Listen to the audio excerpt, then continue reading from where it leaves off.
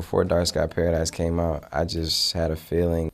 I felt it was my best work, but I also felt that as a person, I just becoming a better man. You know what I mean? I really was growing up, getting more into my foundation, getting into just being more clear with the work I wanted to do, you know? So even though it's my third album, it's the first album where I had a clear vision for it, where I wanted it to go. And, you know, the more clear you are, the just better the execution is. So, you know, luckily I have a great team around me too. You know, we just all put our minds together, figuring out what type of vibe the music was going in that I was just working on. And I kind of, when I first started working on it, I just went strictly off feeling. I was just being honest with myself, you know, talking about the things I was going through in that last, like, couple of years of my life. And, you know, then we just started all putting our heads together as a crew, my whole, you know, from me, Mike Carson, to Zeno, to everybody who was around me, and we came up with the concept of Dark Sky Paradise, because that was kind of like what my year was like. You know, I was going through so much craziness, drama, breakups, this, you know, my grandma was real sick. You know, she was like the backbone of the family, and I was falling out with some other, my friends that I, you know, was close to my whole life. So it was just a lot of things going, you know, going wrong for me, but at the same time, things were going great because, you know, I'm from Detroit, and honestly, to just not only be able to do what you let it do, but to make it in a city like that is really, really tough, you know. So One Man Could Change the World, it's probably my favorite song on the album if I had to pick one. It just meant the most, you know, and songs like that, you know, you can't just make another song like that again, you know. At least that's how I feel, because I put so much of my heart into it. I had my grandma on the end of the song, you know. It was dedicated. I dedicate that song to her. The whole song wasn't about her, but I briefly talk about her in the second verse. And, you know, she was a World War II captain, you know, one of the first black ones. She was like a female cop in Detroit, one of the first, you know, black police officers. She got her master's. You know, she was phenomenal. She was phenomenal. She was a teacher, a counselor. My whole life, you know, people were always coming to my house interviewing my grandma.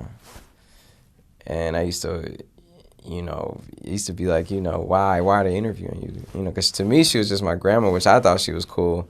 But it was because so many people genuinely have so much love for her, you know. So she was like my first hero, my first inspiration. So you could imagine what that's like to be able to incorporate her in a song and to have her be on a song with Kanye, you know, with John Legend.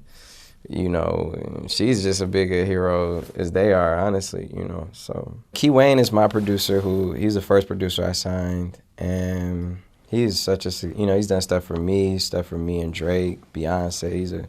He's from Detroit. We went to high school together, but yeah, I had him out there, and he was one of the people who helped add to the texture of the album, the sound of the album. I had, you know, Mustard there, and I had Key Wayne and Mustard working together. Everybody, what I appreciated is that everybody saw the vision.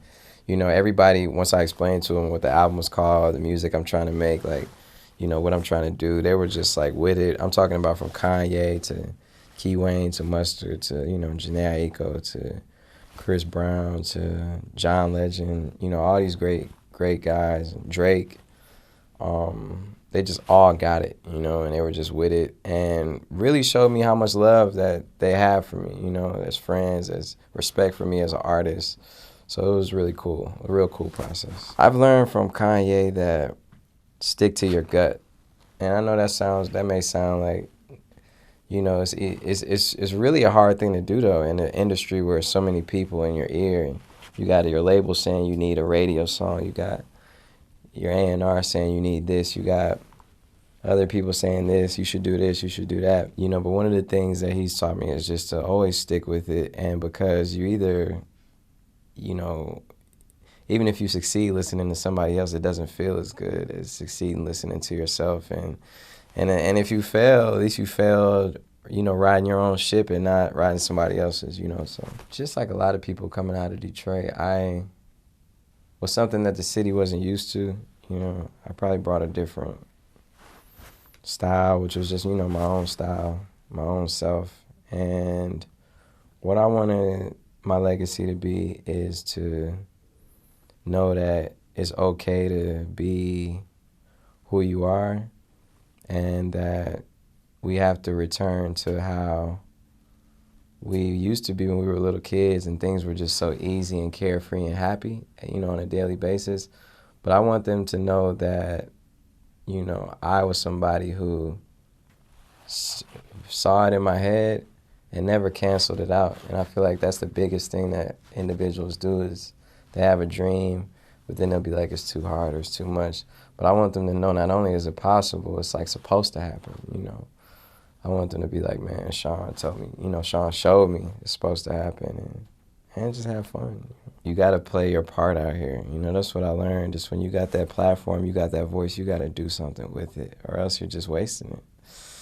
And that's another thing that changed with my perspective on this album. You know, I used to come from the perspective, I think, of just kind of selfish, wanting to be on, wanting to be famous, wanting to have my song on the radio.